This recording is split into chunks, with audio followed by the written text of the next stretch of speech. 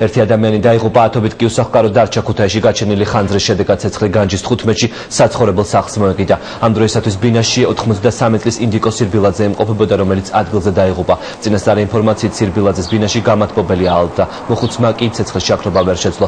სახანძრო მანქანები ადგილზე მალე მივიდნენ, თუმცა ცეცხლი უკვე თელს სახლს ჰქონდა მოდებული. ქუთაისის მერია დაზარალებულებს დახმარებას პირდება.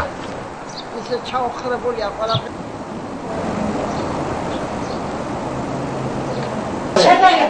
Hele şedeket Rami Şulova.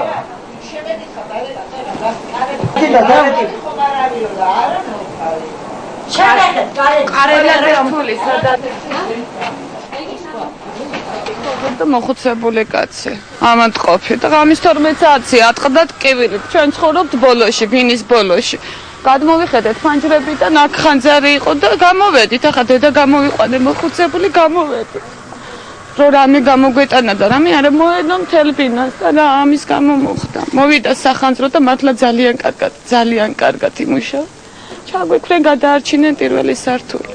თვითონ ჩაიწვა შიგნით საცოდავ, ისეთი კარგი პატრონი, ისეთი კარგი ადამიანი.